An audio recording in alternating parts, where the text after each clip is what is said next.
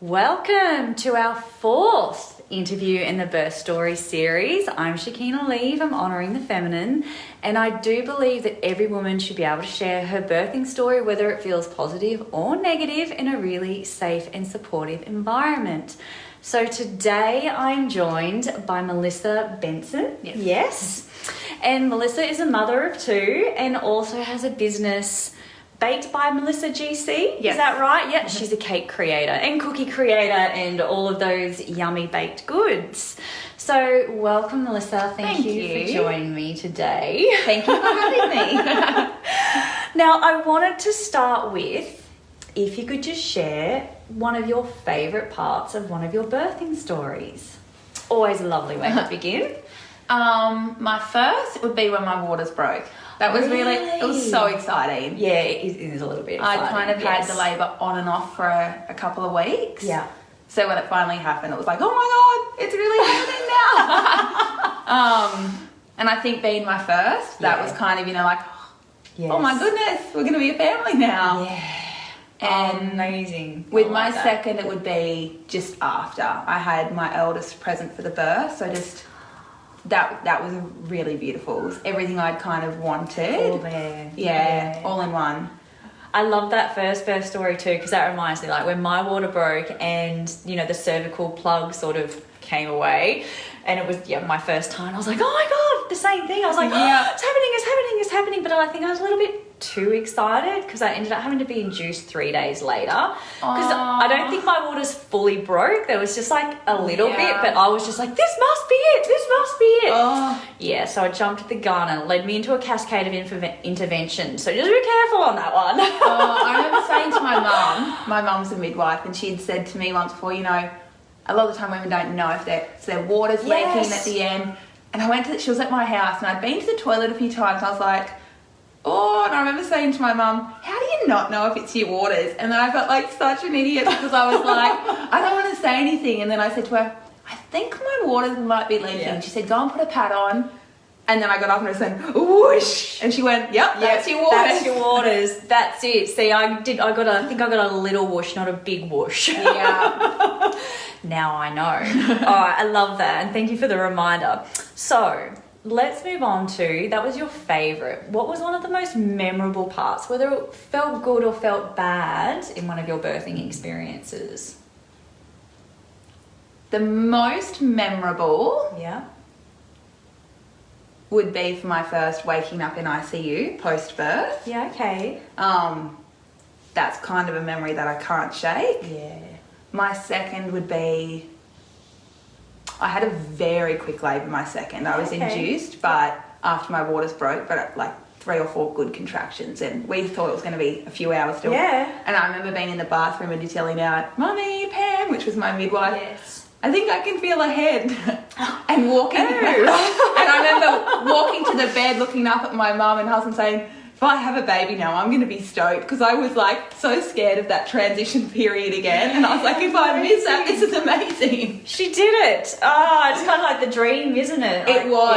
Yeah. I remember being like afterwards, I didn't even feel like I'd had a labour or gone through birth. Like I was like, is that it? I could do that every day. And what was the ICU then, waking up there? So after my first, I had an amazing labour and birth for my first. I think quite typical.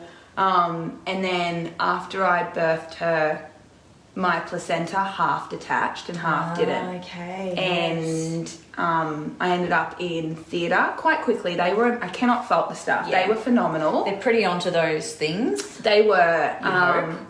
They were. That's why we go to hospitals. Yes.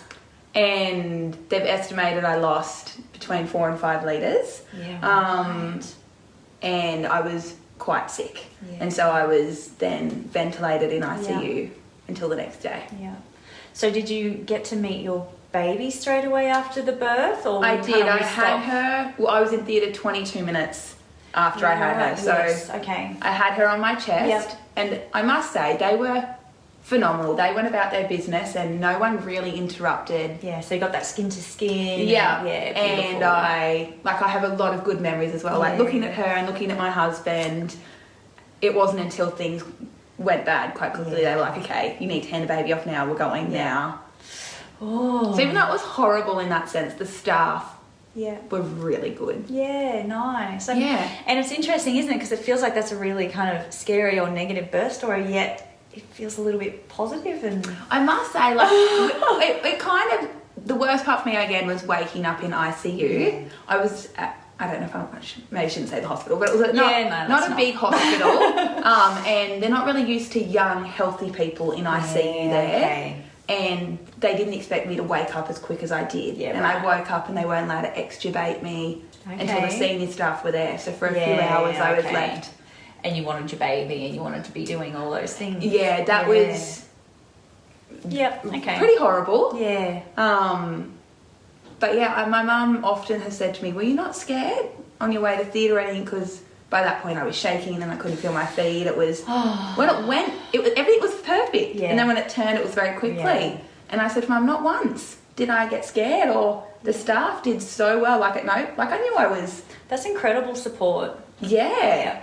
I knew I was unwell, but yeah, they all kept calm. And my midwife was amazing. I got her for 2, both of my births. Oh, that's so lucky having the same midwife for both. Yeah, Incredible. she was phenomenal. She stayed next to me in theatre until I was out. Yeah. She was... Good midwife really helps. And my mum was there as well, which helped as well. I do remember they weren't my midwives when I went into surgery when I had my emergency cesarean, but I remember they had the radio on, which I thought was really strange. I don't know if that's a normal thing or not. I don't think it was loud. They weren't having a dance party or anything like that. But I remember the song Little Ray of Sunshine playing. And I remember also that my mum used to say, because that song came out when I was born, because, you know, that's how old I am.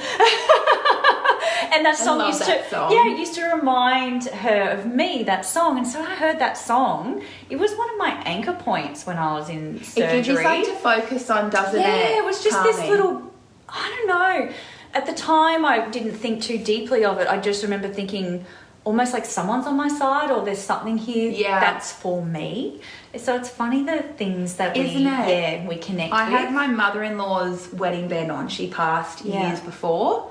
And I remember when I got to theatre and they were taping my jewellery, I remember looking down and seeing her ring going, I'm so glad I have that on. And it just, it just made me feel safe instantly. Yeah. Those things, it's weird, isn't it? It is. It's weird, but it's perfect. It makes so much sense. But it's nice to remember them and really acknowledge those moments, I think. Yeah.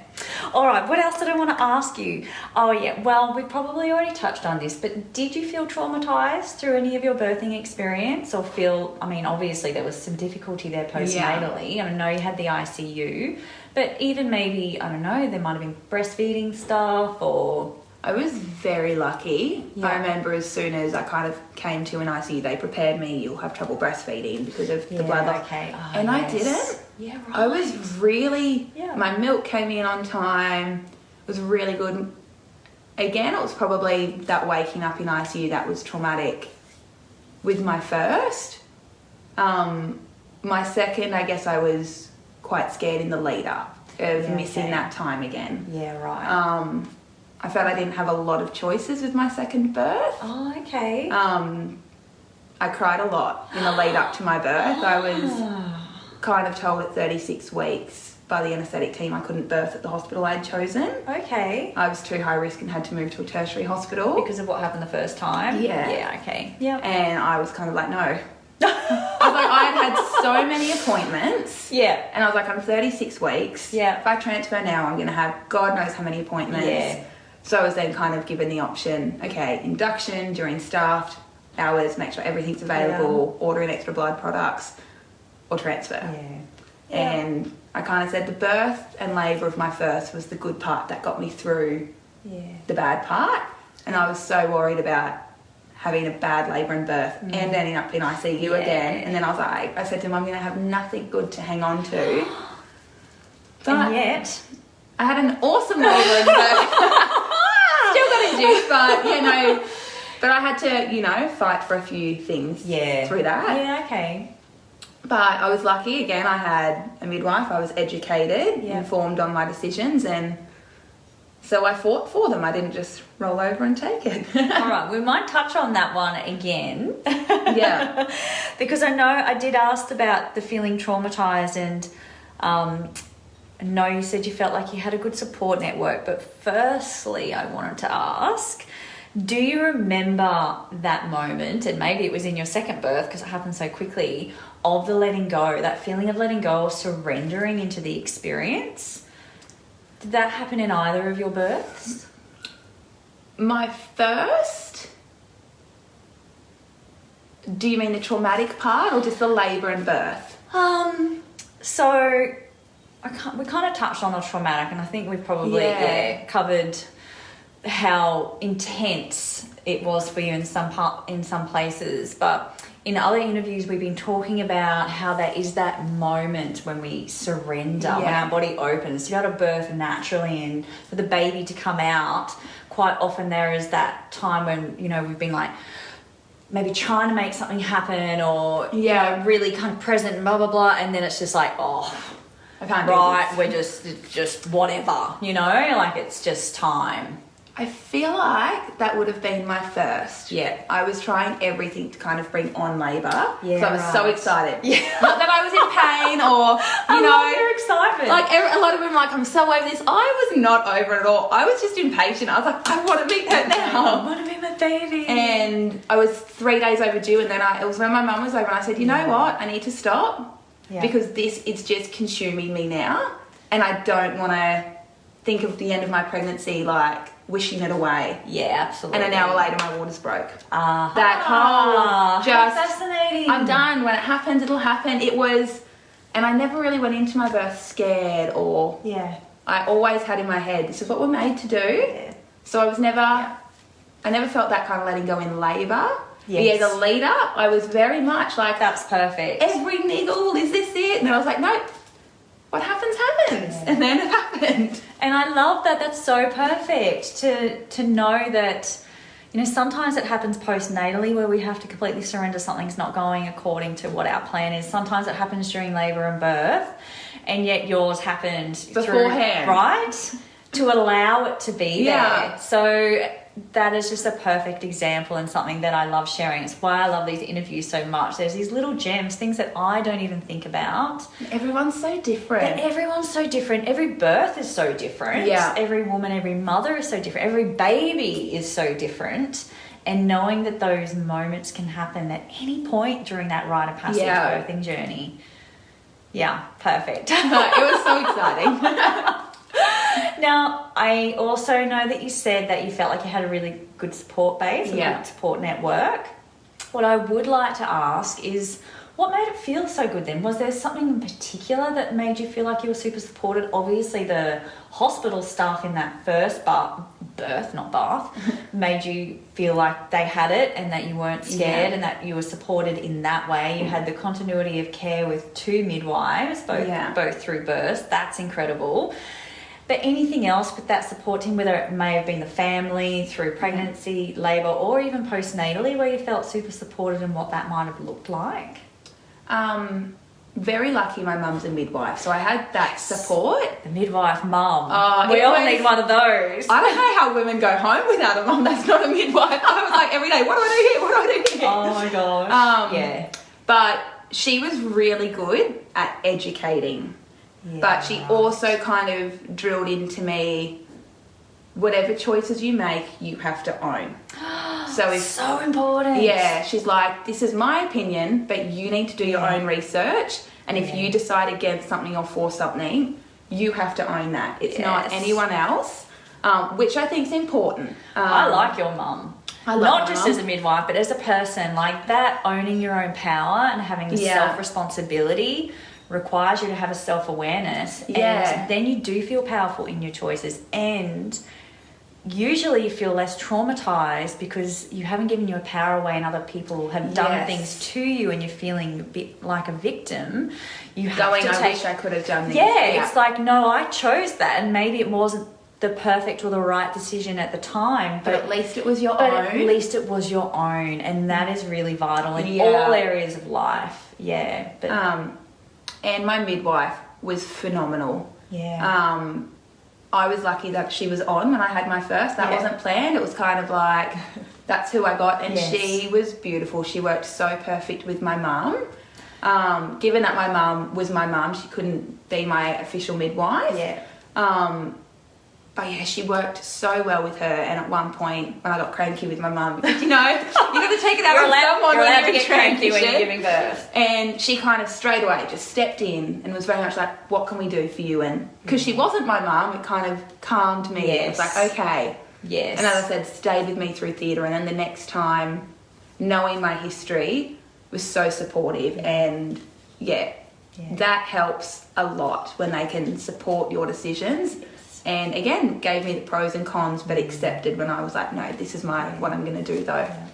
And why good birth professionals are so important, because you can have amazing support people that you've chosen for yourself, but you have your own stuff with them. You have your own stories and baggage and triggers with those people you love.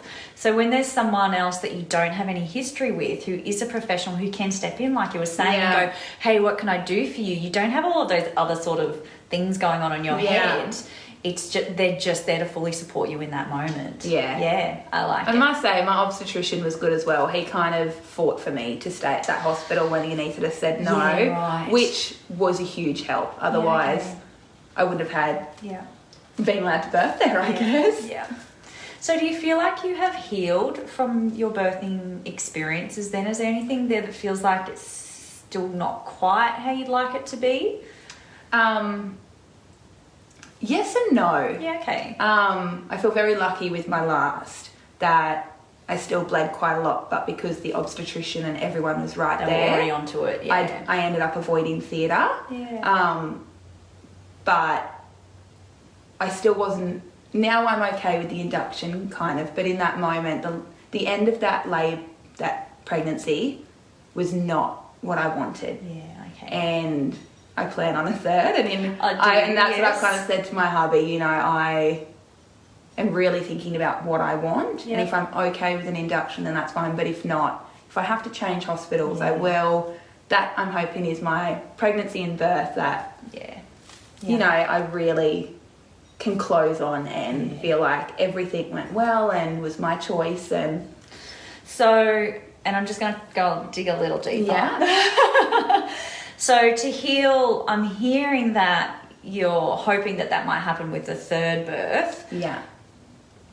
Would that be an attachment to how that third birth looks, or more that you can just be in your power in the preparation for it, and that would feel like the healing? The preparation. Yeah.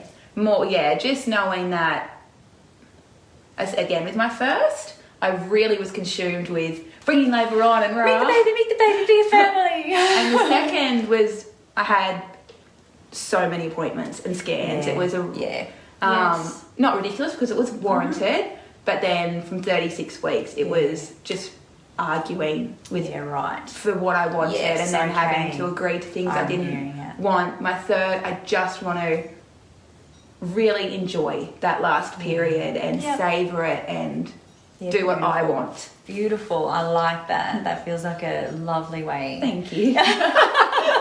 I remember thinking that I might have had another child because, my first birth didn't go anyway the way I wanted it to. And then I had to realise that having another baby just so that I could heal from my first birth wasn't a good enough reason to have another baby.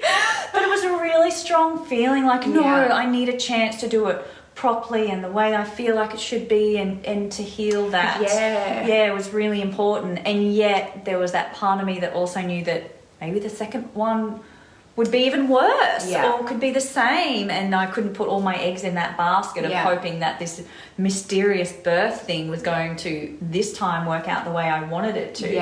And that's why I went on my whole sort of journey of self-discovery and healing and doing all the research around birth and preparation and all of those things, because I knew I wasn't probably then going to have another child because I was a single mum. So I needed to find another way to heal. But I love that women come to it from all sorts of different ways. But what I love the most is that women have the self-awareness that there's healing that needs to happen, and that they do take the steps to meet that place in whatever way is necessary. And you're all over it. Thank you. All right.